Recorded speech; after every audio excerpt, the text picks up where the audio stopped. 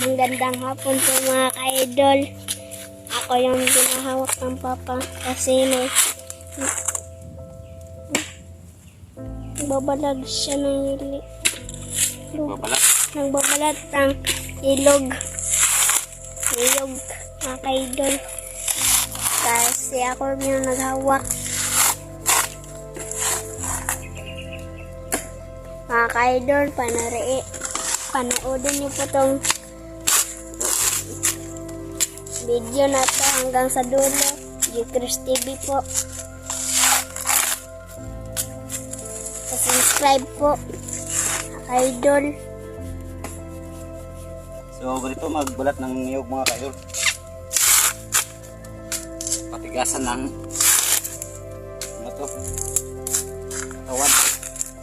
Kahit na maliit tayo ng katawan, gayanin natin magbalat ng niyog. Pasensya na po na hindi po ako nakasama sa store. Uunahin ko muna to yung pambili ko namin ng pagkain. Kasi parang magugutuman tayo dyan pag doon tayo sa store. Wala pa naman tayong sahod. So dito muna ngayon tayo. Napakatigas balatan ko. Sobrang tuyo na itong niyog na to. Pero hindi pa sa amin mga ka-idol ha. Ano to, sa kabilang baryo to, bilang baryo. Ayaw ko lang dito kasi sabi ng may-ari marunong daw ako magbabalat ng niyog.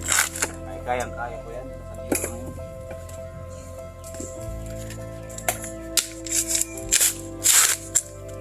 So pasensya na po kayo kung ganito lang upload namin kasi dito lang muna ako sa magbabalat ng niyog.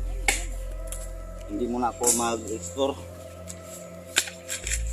Nandun naman si Bert at saka si Efraim, Ranel at saka si Elmer at saka si Caps. Nandun naman sa na-explore naman sila doon. Sila lang muna. At saka si 69 Lugan. Shout out po dyan sa mga kasama ko, no? At saka yung mga followers natin at subscriber. Shout out po dyan lahat. Dito karami yung niyog mga kadolo. Hawak nga. Ayan o. Kailan pa kaya ito matatapos? Sobrang dami talaga. Ayan. Yung anak ko yung naghawak ng cellphone. Kasi siya ang nagbablog muna ngayon.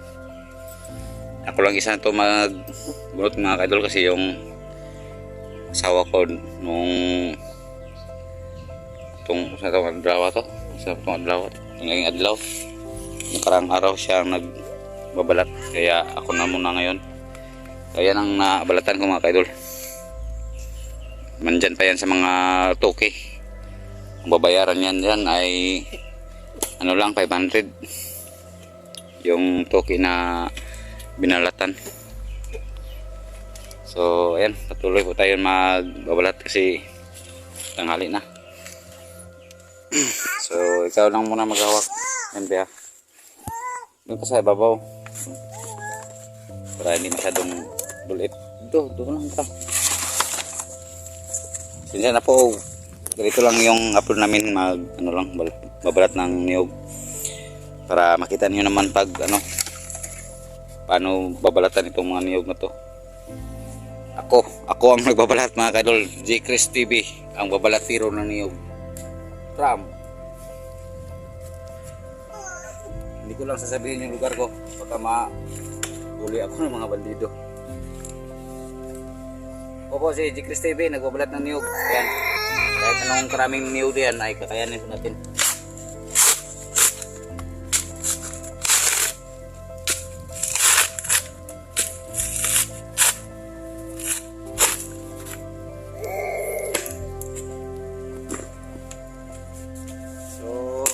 maka-shoutout mga ka-idol kasi yung ha? Sa taga Laguna, shoutout po dyan. Sir, inyong lahat dyan. Saan man kayo ngayon? Sa bahay ba? Sa trabaho, shoutout po dyan sa inyo. Taga Laguna yan. Nagre-request po sa akin ng shoutout. Walang problema yan. Welcome to sa shoutout. At saka yung taga Davao City, shoutout po. Saka taga Cotabato City, shoutout po dyan. Sa ibang bansa. Siyempre, ka ma'am Mona Lisa Mendoza, andito na ako ma'am. Nagbabalat ako ng niyog. At saka si Ma'am Nur Osman. Ganito ang trabaho ko dito sa bundok ma'am. Hindi muna ako ngayon mag-explore. Dito lang muna ako.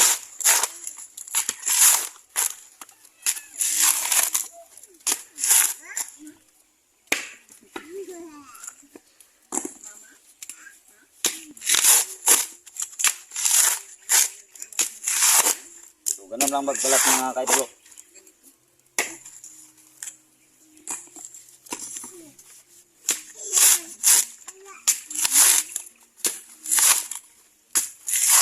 Parang basic lang tingnan pero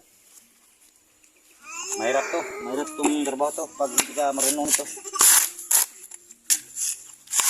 Mauubusan ka ng lakas lalo na pag wala kang kain.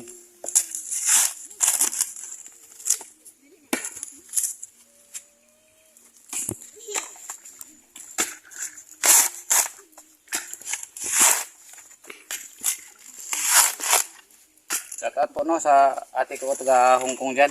Magandang hapon po sa inyo dyan ate.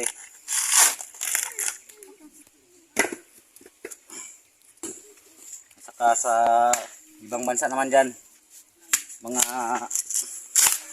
ka-idol natin dyan. Shoutout po sa inyo lahat. Hindi ko na lang babanggitin yung mga pangalan nyo kasi sobrang dami ninyo. Wala po ako nakadala ng logbook ko. Kaya nakalimutan ko i-shout out yung mga kilala po natin dyan. Salamat po pala no sa pag-subscribe sa aking channel. Kahit na minsan lang ako mag-upload ay pinapanood pa rin ninyo. Ikaw, shout out po dyan. Ikaw, King Rosales, shout out po. Kumusta na po dyan, ikaw?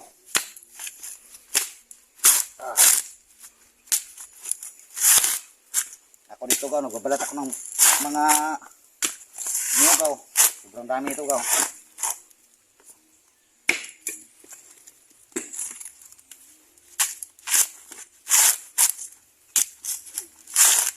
Kasi ko sino kayong mga matandaan ko dyan saka si Ma'am Ninit Galvis, shout out po dyan ma'am. Saka si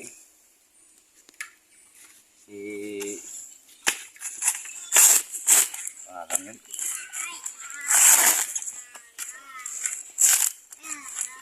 Kalimutan ko yun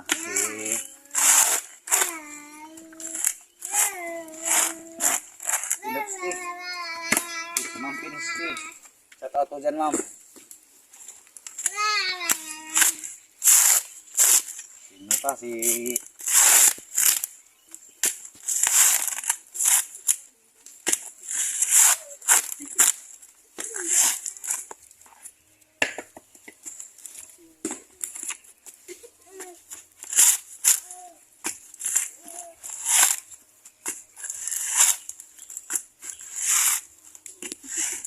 Ma'am Limana, May Limana, shout out po Ma'am Limana.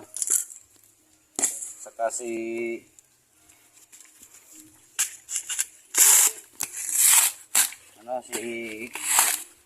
Anabil, Ma'am Anabil, shout out po dyan ma'am. Anabil. Kaligaw ito gani. Basta si Ma'am Anabil.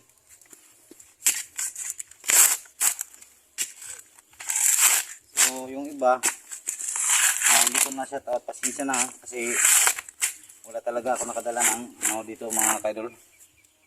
Yung pinali ko yung mga listahan ng mga pangalan nyo ba. Kaya hindi ko lahat mabanggit.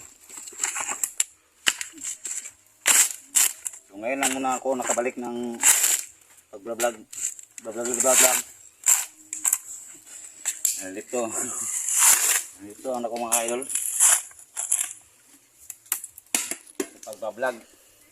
Ngayon lang muna ako nakabalik. Kasi inuna ko na yung pagtanim ng ano, niyog doon sa amin. Pagkatapos doon, ayan, dito na ako. Nagbabalat ng mga niyog. Niyog yun ang ating hanap buhay. So, okay na to. Kaysa magnakaw tayo.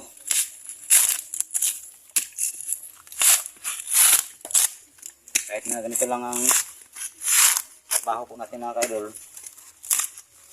basta nasa maayos lang na pamaraan ay okay na po yan. Masarap na po natin kainan dyan kahit na konti-konti lang.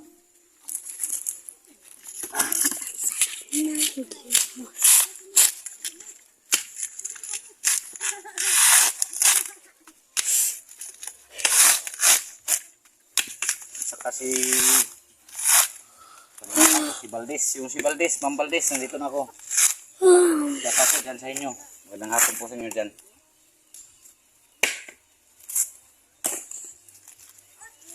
Sino pa yun? Si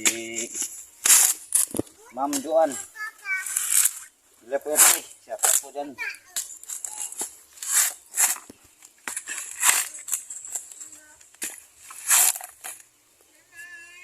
Ito yung binalatan ko ng niyog. Baka mapunta pa tayo sa inyo. May pang-export po tayo dito sa mga niyog. Karating po dyan sa inyo yan.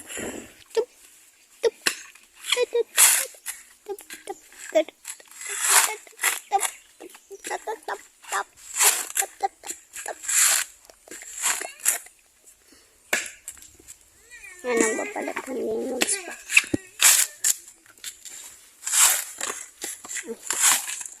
Nahulog.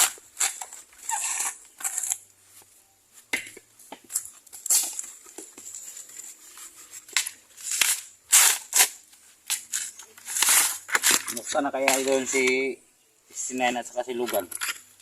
Saan kaya sila nakatira ngayon? Bakit hindi na naparamdam sa akin? Wala naman silang text sa akin. Pero okay lang yun.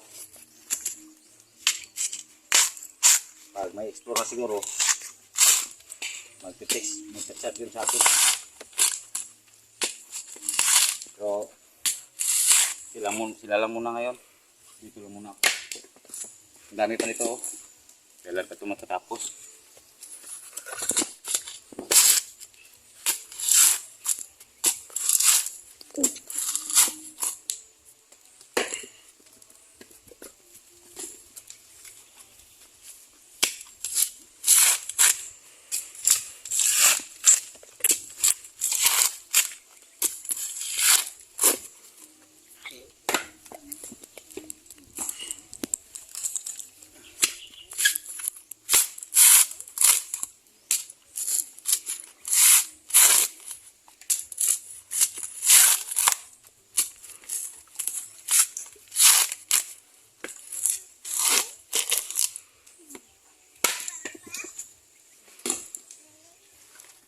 Sana huwag kayong magsasawang tingnan ito mga kadol. Kahit na ganito lang ang may upload ko.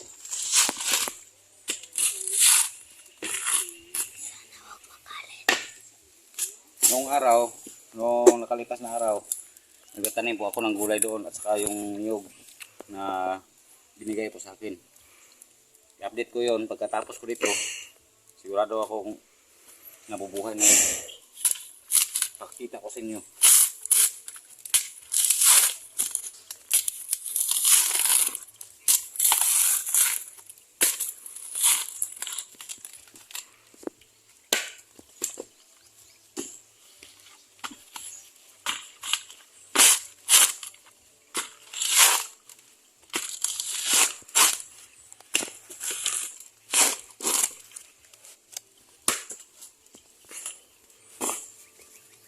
Dagan pa ba? Ay, marami pa mga ka-idol. Yung iba, hindi makapari yung mga niyog mga idol. Merong matigas. Kailangan mo ng lakas ito. Pag wala kang lakas ito, hindi ka makakuha ng ganyan ng isang dalawang araw, tatlo.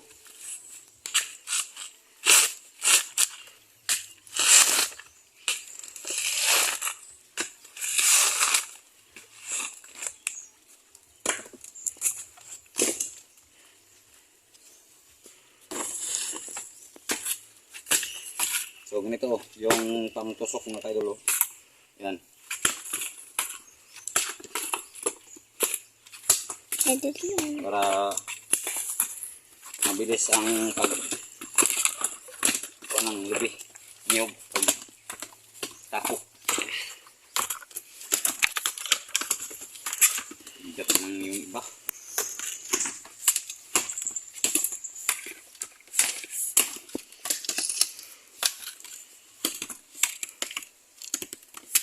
Shout out po sa lahat ng tropang 69, no? Team 69, shout out po dyan sa inyo lahat. Basta po kayo dyan.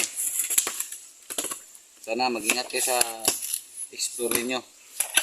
Napakadelikado yung mga kalaban mo natin. Ingat kayo.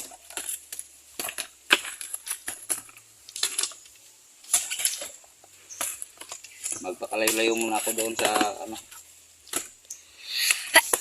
Dito muna ako ngayon. Explore tayo dyan, patay tayo dyan sa gutom, wala tayong makakain. Dito na muna tayo. Dami makakain ito, yung mga buha. Buha ba yung tawag na? Tawag ni? Buha. Buha ang baka kinain. So yung anak ko mga kaidol kasi yung totoo naman yun. Pinakain ng buha. Inaabangan niya pag buha ka niya ba. Abangan niya kaya dali ako yung buha. Buha, yan ba abang kinaon ng buha. Totoo naman. Daming buha oh. Dili mo. Ha? Dili. Dito ang buha. Ano ka? Makubuwa. Pero dili, magbula-bula ang baba. Murag hiluan yung buha. Bulang ba? Ano mga ka?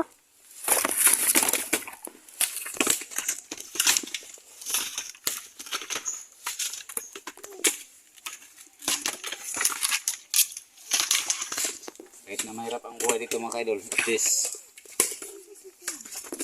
masaya naman.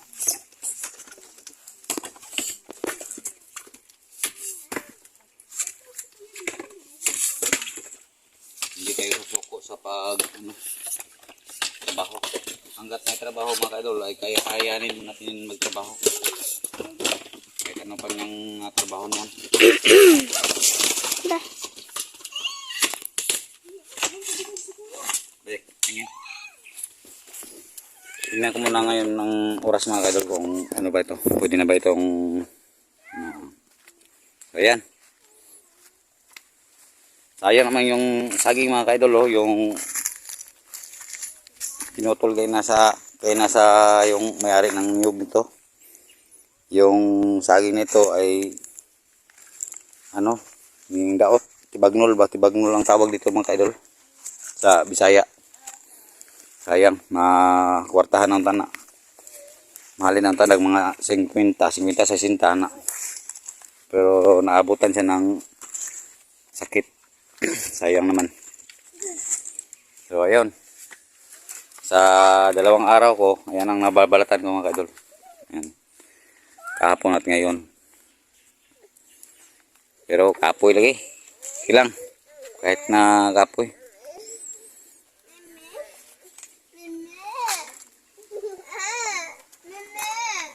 Ito yung ginagamit ko na pang ano mga kaidol, pang balat. Ha? So hanggang dito na lang mga kaidol at maraming salamat po sa suporta na binigay po nyo sa akin na panonood. Pasensya na po nga hindi pa ako naka-explore. Dito muna ngayon ako sa nagbabalat po ako ng niyog kasi kailangan ko talaga magpira ng konti para may palit para may bili ng pagkain po namin. So hanggang dito na, maraming salamat po. Huwag niyo kalimutan subscribe J. Chris TV. Yan lang po at maraming salamat po. Magandang hapon sa inyo lahat. God bless you all.